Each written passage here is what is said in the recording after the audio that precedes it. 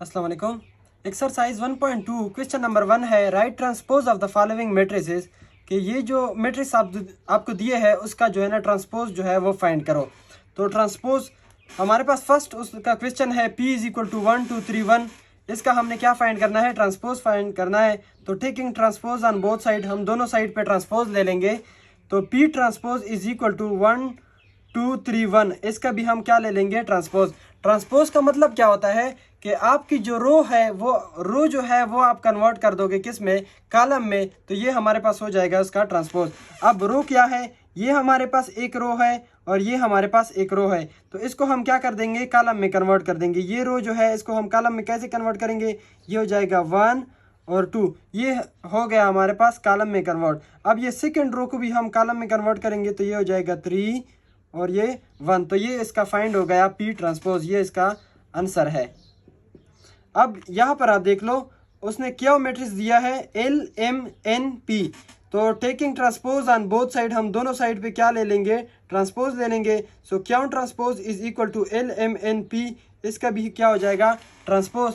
तो ये हमारे पास क्या बराबर हो जाएगा, ये हमारे पास एक रो हमारे पास ये रहा, ये हमारे पास एक रो है और ये हमारे पास एक रो है। तो इसको हम कॉलम में कन्वर्ट कर देंगे। ये LM है, ये रो है, तो इसको हम कॉलम में कैसे कन्वर्ट करेंगे, L हम ऊपर लिख लेंगे, ये M यहाँ पर हो जाएगा। तो ये कन्वर्ट हो गया। अब ये जो रो है NP, तो N यहाँ पर हो जाएगा, P यहाँ पर हो गया।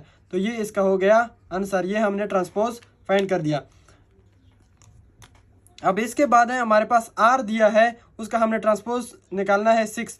सो सोल्यूशन में आप लिखोगे taking transpose on both side, दोनों साइड पे आप ट्रांसपोज ले लोगे। R transpose is equal to 6 का भी क्या हो जाएगा, transpose. So R transpose is equal to, ये 6 है, ये तो ऑलरेडी रो भी है और कॉलम भी है, एक रो और एक कॉलम है। तो इसको हम ऐसे ही लिखेंगे, ये हो जाएगा 6। तो ये इसका फाइंड हो गया और ये इसका आंसर है। अब यहाँ पर आप देख लो, S is equal to -2 1 -5 -2 4 1 1 4। Taking transpose on both side, दोनों साइड पे हम क्या लेंगे, ट्रांसपोज लेंगे। So S transpose is equal to, इसका भी ट्रांसपोज।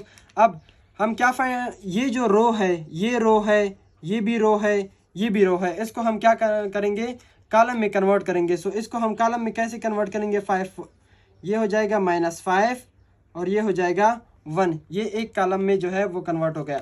अब इस रो को भी कॉलम में कन्वर्ट करेंगे, -2 1 है, तो ये हो जाएगा -2 1। इसको भी रो में ये जो रो है इसको भी कॉलम में कन्वर्ट करेंगे तो ये हो जाएगा 4 4।